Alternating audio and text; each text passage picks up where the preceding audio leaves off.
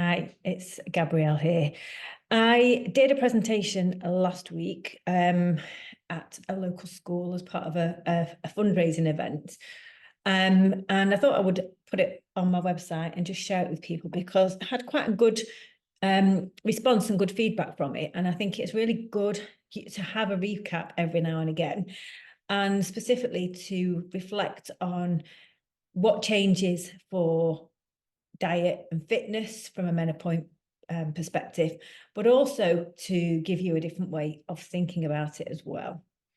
Okay, so let's go into here. So just to run through what presentations are going and what I'm going to talk about on this. It's just a quick introduction to me for those of you who don't know me. But then I want to also talk about your body and what's actually happening to you around menopause and how that affects how food works on your body, how effective exercise is. Because a lot of the things that we're used to working on our old diets and fitness routines don't seem to have the same impact anymore when we hit this age. So I want to talk about what works now, okay? And that's sort of going to be a key takeout from this.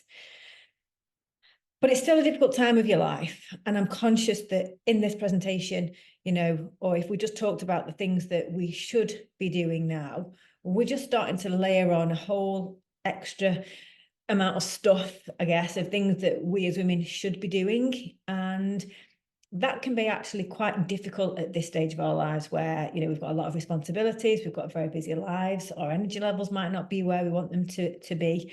So I think it's important maybe not just to talk about all the things that we should be doing, but to take a little bit of a step back and think about why is it actually so difficult for me to do the things that everyone's telling me I should. So that's key. Other area to talk about is how you start to think about recovering or rediscovering your motivation. Because again, a lot of us find that at this stage of our lives, we just don't have the same enthusiasm for eating well, working out, things that we know, again, we should do. They can actually be quite hard for us to do because we just can't be bothered anymore, And a key part of this, I think, is to start to think about how we let go of perfection. We can be, as women, we can put ourselves under a lot of pressure to do things perfectly and to have the perfect diet, the perfect exercise routine, etc., along with all the other perfect things that we're trying to maintain. And that can be really, well, it can be impossible. So I want to just sort of share with you the idea of letting go of perfection, but also the importance of recognizing that making small changes and creating small steps forwards can be really impactful and can have a huge benefit on how you feel. So here's me when I've done my hair a little bit better and put a bit of makeup on and got the lighting right. This is what I look like now, just as I am. But I was, became a personal trainer. I think I was 48 or 49. I can't remember exactly when. And I'd worked in marketing all my life from being, from leaving university. And in my last job, I was let go after a very particularly stressful time at work when stuff was being piled on me. And also on the same day that I asked for some support from my team, or from my bosses, I should say, because my dad was only given months to live, and this was just before COVID struck. So as always, a very traumatic, difficult time for me. Definitely was in perimenopause, and one part of the reason why I was struggling with work so much and keeping everything together. And my dad's diagnosis was probably the straw that broke the camel's back. But there's always a good thing, isn't there, from things. And it meant that I was then able to go into personal training, which was something that I'd been wanting to do for quite a long time. And I'd always exercised. I'd always been interested in nutrition from quite a young age, in my 20s. I was someone who struggled with my weight. I was always hungry. I was always on a diet. But over the years, I just sort of managed to figure things out and keep myself where I wanted to be. But as I got into my 40s, and again, I don't really think there was as much awareness about perimenopause then. And certainly I don't feel like I understood. I was waiting for my periods to stop and to have hot sweats. And until that happened, I just assumed that I wasn't there yet. Okay, but I was. There was lots of stuff that was going on. And from a diet and a fitness point of view, the things that changed were constant injuries. I just was always injuring something, always pulling a muscle somewhere, and it made me very nervous to push myself from an exercise point of view. So I felt like I was going backwards and just stopping and starting as I sort of injured, and then I'd sort of get back into it again, then I'd get injured again, and it was really frustrating. I had run for years and I stopped. I just didn't feel like it anymore. Couldn't tell you why, just couldn't be bothered, maybe. I had no willpower. I'd always used my diet as a way of keeping myself energetic and focused during the day. It was like a big tool for me to keep my concentration in the jobs that I'd had. But I just suddenly didn't care anymore about the quality of the food and the type of food I was eating. I wanted cakes, I wanted biscuits, I wanted chocolate, still do to some extent now, but there was just a real change in my mindset where I wanted all these things. I knew I shouldn't be having them, but I didn't care on one hand, and almost like a reckless feeling of, oh, sod it, I'll have it anyway. But then on the other side, there was guilt and giving myself a hard time because I had no willpower anymore and I couldn't control my eating. All this turmoil of crazy thoughts that I'm sure you recognise. But I generally started to feel like I just wasn't in control of my own body anymore. And this was something that just sort of really gradually came on. And whilst I was experiencing this, I really genuinely felt like I was the only person that was having such a tough time. I searched online for always injured, no willpower, can't make a diet stick. And I couldn't find anything that gave me any answers, either explained what was going on or gave me any answers. And that further reinforced the feeling that I was the only person struggling. And certainly, helped by the gentle push from my job, decided that training would be, to be a personal trainer myself would actually help me find some of these answers, because I just wasn't finding them anywhere else. So I became a personal trainer. I trained in lockdown, and when lockdown finished, you could imagine everyone was dying to get back into training again, and I found myself very busy and working with a whole load of women who were in the 40s. And the biggest revelation for me came at this point, because then I realized from speaking to my clients that we all had the same problems. We were all struggling with the same things. And that was a real breakthrough for me, and really meant that suddenly, rather than blaming myself and thinking I was the problem, I started to understand that there were clearly other things going on that was making us all struggle in the same way. And that was what I became more interested in, finding out what that was. And I'm not going to go into all of that now, but that then it becomes your areas of focus when you're studying and when you're doing more research. But I want to just sort of skip now, fast forward, rather than going through the process that I went round to sort of figure all this out. I want to just go through and just give you the sort of top line of what I started to understand and started to realise was going on. And I want to just talk about quickly what's happening to our bodies now. And when I say now, you're really talking about a decline that sort of starts from your mid-30s. So you reach the peak of your muscle mass in your mid-30s, and the peak of your hormones as well. You start to sort of see a tail off from them, and the sort of levels of your sex hormones start to become a little bit more erratic. So that starts to happen from your mid-30s, and you start to notice that everyone's different. But that you might be sort of your late 30s, your early 40s, where you start to notice changes. People notice that they sort of start to feel less strong. They're not as capable as they were physically in terms of the activities that they might be doing. So that's something that's happening to us. And obviously, when we have less muscle mass, the amount of calories that we're burning starts to change, because muscle burns more calories than fat, for example. So we might be eating the same, but we're starting to not need as many calories as we did before. And therefore, that can present itself as changing in body composition, greater amounts of body fat. We also become less active. And that's a fact as we age. In our 20s, we might have been able to sort of go to the gym 3 times a week, but then kids come along, and then careers come along, and we just find that we just can't get, we're managing houses. We just don't have the time to actually get out and move around as much as we used to. That again can start to contribute to the fact that we're burning less calories than we did before. A known impact of the menopause is what's called reduced insulin sensitivity. Now, our sex hormones, estrogen, progesterone, don't just regulate our periods. They are responsible for many other functions in our bodies. And we are less able to process carbohydrates, from the food we eat. And that means that we are more likely to, less able to sort of clear out the excess glucose in our blood and start to store it as fat. So the food that we're eating, we're not processing it as well as we used to. And the impact of that is increasingly it's stored as fat because our body can't burn it, can't get rid of it, can't use it as fuel. So it stores it away. Fat is also a weak source of estrogen. Okay, as our estrogen levels are dropping, we need to get it from somewhere. Now, our adrenal glands can produce estrogen, but sometimes they're pretty busy producing stress hormones. Yeah. Yeah, so they aren't always functioning as well as we need them to at this stage in our lives.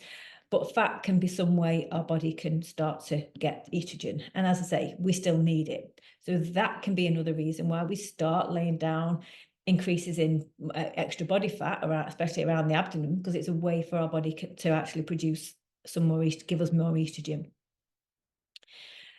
It just reads like a real dreadful, gets worse and worse and worse, doesn't it?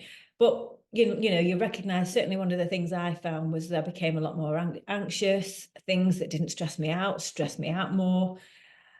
I couldn't cope with the stress that I had as much. I generally felt like I was walking on eggshells and in this real permanent state of overwhelm. A lot of the changes that we've experienced from menopause are stressful, and our body's under a lot of stress as it's transitioning, making this transition. But also we can become less able to cope with the stress that we have. And that leads to us having higher levels of stress hormones circulating in our body just all of the time. And higher levels of stress hormones are also linked to an increase in abdominal fat. Okay. Then we have poor sleep. Again, another really common thing that can start to present at this stage of our lives. Again, it's very well documented that when you don't sleep very well, even just one poor sleep, one night of bad sleep can actually make us eat more the next day and make us feel more stressed the next day as well. And then lastly, we're experiencing a change in our gut microbiome because estrogen is actually processed through our gut. And as our estrogen levels fall off, we start to, the balance of bacteria changes in favor of the bad bacteria, of course. And that in itself is linked to increased body fat. So there's this whole raft of things in different places that are contributing to lower body fat, lower body muscle, and higher levels of body fat. Okay. Now, some of the things that work, just to sort of shortcut that, because that's one of the key things. There are some interventions that you can follow that work from a nutrition and fitness point of view. Specifically, one of the most well-documented and also, well-regarded phenomenons is the idea of increasing protein and reducing carbohydrates. And people can worry sometimes about eating too much protein because it can get a bad rap in the media, depending on what you're reading. But you've got to think about it from this perspective. If you're a woman whose muscle mass is starting to decline and you want to increase that and stop that decline and increase your muscle mass over time, you need more protein than the average person. And if you're a menopausal woman who has less hormones that allow you to put menopause and put muscle on easily, you have to augment that with what you're eating and the type of exercising you do it to put that extra stimulus on your body to trigger muscle growth, because your hormones aren't there as they were before to do that job for you. So there have been studies where women who've eaten protein, and quite a lot of protein, specifically it would be around 1.8 grams to 2.2 grams of protein per kilogram in kilograms of body weight. So that's a big number, probably a lot more than you're eating today. When they eat a diet with so much protein as that, without exercise, they can actually start to put on muscle mass and lose body fat. So it's a really important strategy and a really effective strategy to start reversing some of these changes that we're seeing at this stage of life. And this isn't just about aesthetics here. You know, we need muscle. We need muscle for our, you know, for our health, to be able to sort of live our lives, to be able to balance, because if we don't do something to protect that muscle, our bodies are just going to, it's just going to reduce gradually and gradually, and it doesn't stop until we die. It really is just a downwards trend of declining muscle mass. So changing your diet can be a really effective and a really important strategy to follow. One of the things that I advise clients do is that they concentrate on nutrition and eating 3 nutritious, filling meals a day, because not eating enough can actually put our bodies under an even more stressed state. And as we saw on the previous slide, being stressed is not a good idea for our bodies in any way. And if we're trying to sort of reduce this, you know, change our body composition and put more muscle on, we need to have the fuel on board for us to do that. So we want to start thinking about focusing on nutrition, not about cutting calories, about increasing the amount of nutrients that we're getting. And that comes from the protein primarily, but also from a lot of plant-based foods, because that's going to help with the gut microbiome. Okay.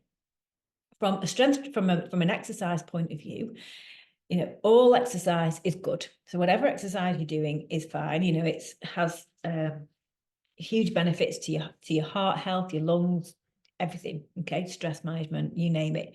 But the things that are going to be most effective to help you with these body composition changes is heavy strength training, because that is the gold standard type of exercise for building muscle. So if you've only got a short amount of time and you want to get the best results, then the best way to invest that time is in strength training. And specifically, that means lifting heavy weights. Now, you don't start with heavy weights. You have to work up to that. You have to learn the technique, learn the key moves, but that's the goal. That's the destination, to start lifting as heavy as you possibly can.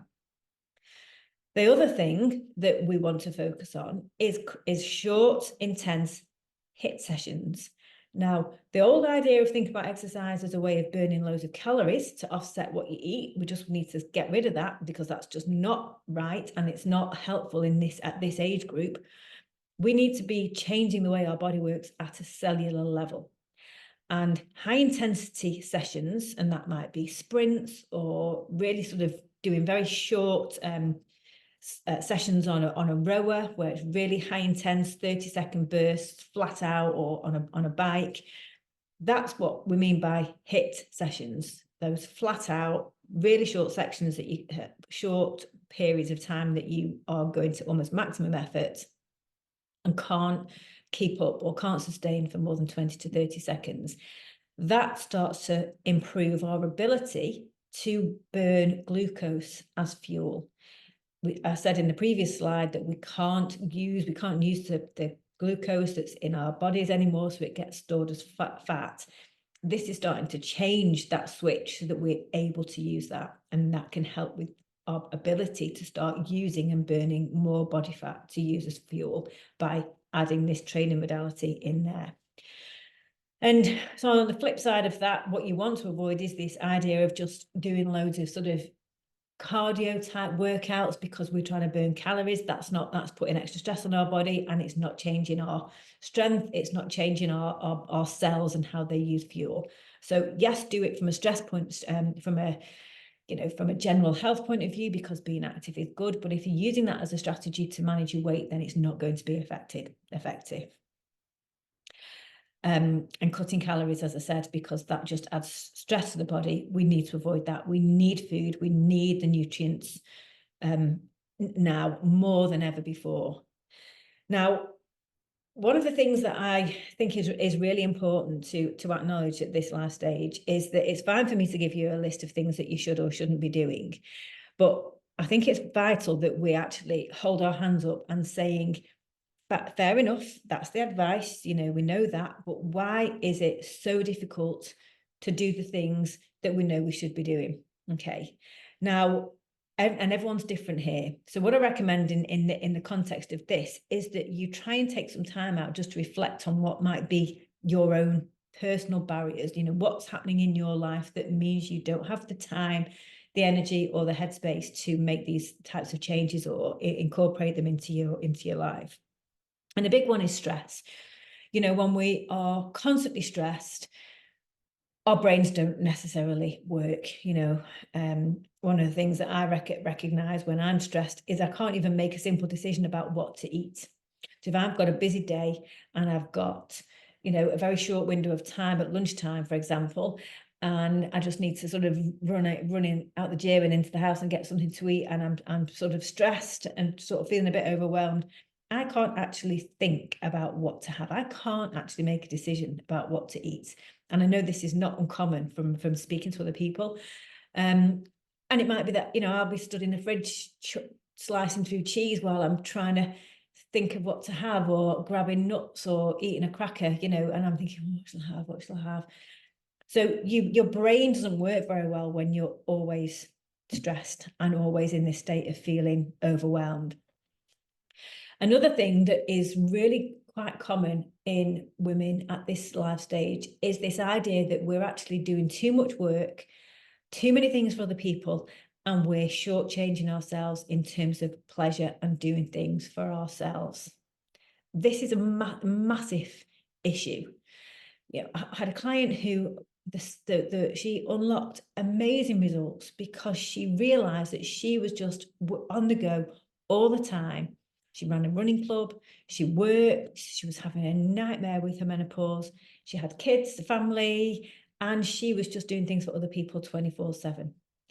And what happens when you're in this situation is you might not realize it, but you're tired, you might feel resentful, and you need some sort of reward. Your body needs a reward to sort of pay off for all the effort and all the hard work that you're putting in. So what can you have when you're stuck in your house and you can't really do anything? How can you reward yourself?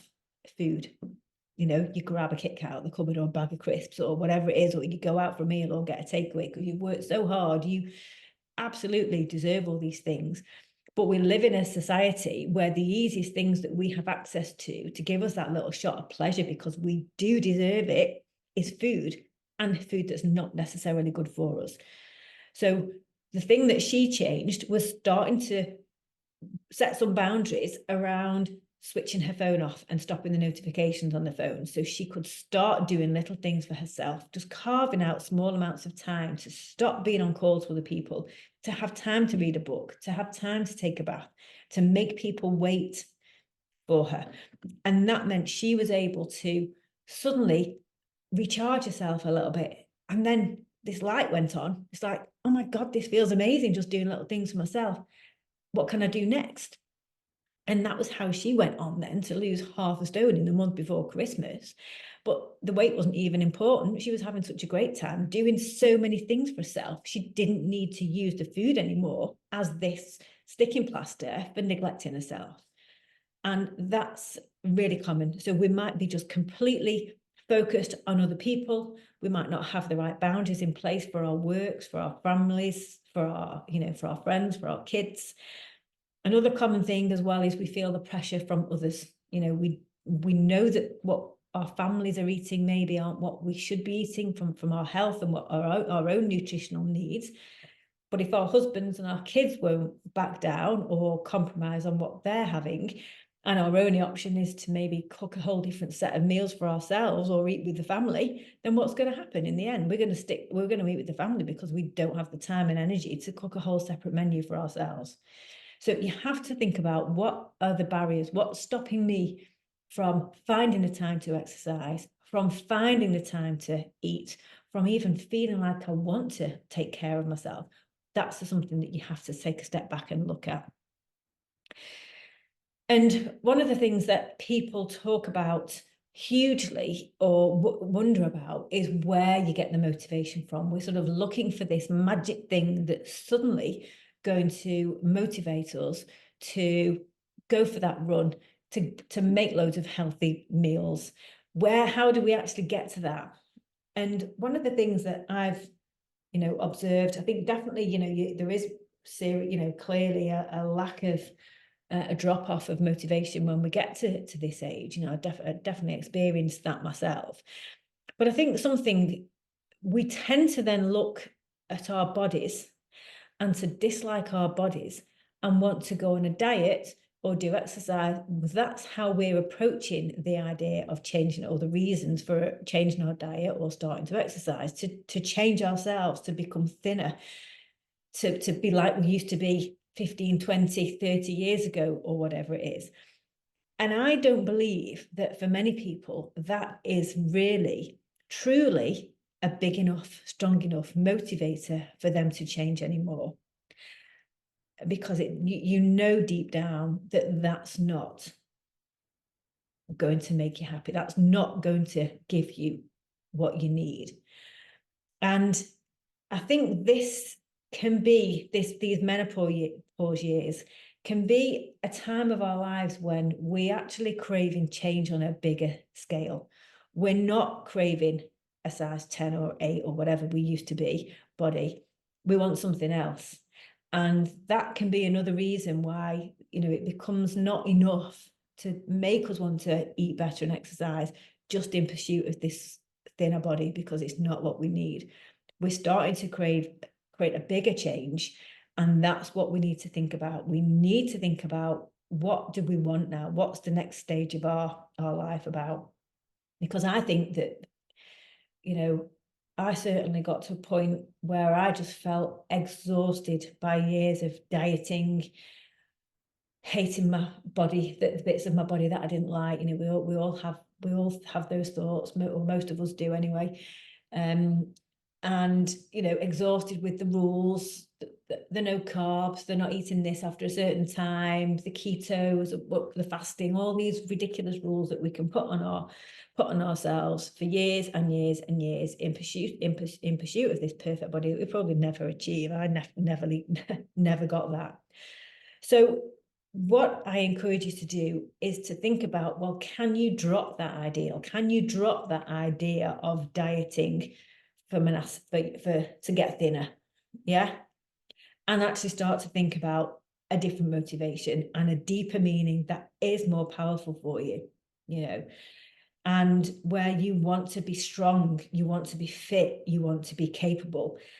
And why do you want to be all of those things? That's the work that you really have to do to try and figure out why this is so important to you and why it is so imperative for you to invest time, energy, maybe even money on having a better diet, getting some exercise in, learning to put those boundaries in for people who actually have been really demanding on your time, maybe up until now. There has to be something that's really big and really powerful to start to rewire your brain, so you can then start to say, no, enough, I'm going to be doing this in a different way. So that's absolutely key. And what sits alongside that is this idea of letting go of perfection, because again, you go back to that old way of thinking of that diet mentality. We have to stick with this perfect food plan and our 3 times a week exercise plan as long as we can until we hit our goal, and we either do that or we don't. It's black and white, it's perfect or we've failed. Now, what I've observed from women that I've worked with, and I would say this has happened in 100% of the people that I've worked with, they might be able to maintain, a perfect diet plan, meal plan, whatever you want to call it, for a week, 2 weeks, 3 weeks, whatever it will be. Then at some point, something happens, it could be a big deal. It could just be a really heavy, stressful time at work. One of our kids could get ill. Something that just throws you out of your nice little routine that you've got into, and takes the emphasis away from you, and you're back into sort of mum mode, employee mode, boss mode, wherever it would be. And suddenly, so shit hits the fan, and then you can't make the run. You eat from a petrol station, whatever it is, and then you're so cross because you've broken your streak, if you like, and it can be infuriating. And then to beat yourself up about that, you give yourself a hard time. You don't look at the circumstances because you come down on yourself like a ton of bricks for not being able to do it again. And then the recriminations come, and then you think, well, I've blown it now. The diet's ended, and go back to how you were before. That's bonkers. You just don't even need to be in that mindset anymore. Change can actually come when you start to make small changes and go easy on yourself when things don't work. We've got to realize that we don't have to be perfect to get improvements in how we feel. It's not realistic for a start to even think that we can maintain this perfection for any length of time, because our lives are so busy. There's so many things going on in them. We just can't control everything all the time. Okay. And this idea of, being perfect, giving ourselves a hard time when we don't achieve it, takes so much mental energy. Okay. And when you let go of that mindset, you let go of the dieting mindset, you let go of the perfection mindset, that can feel really liberating, because it frees up your mind, and that in itself takes a huge amount of pressure off you.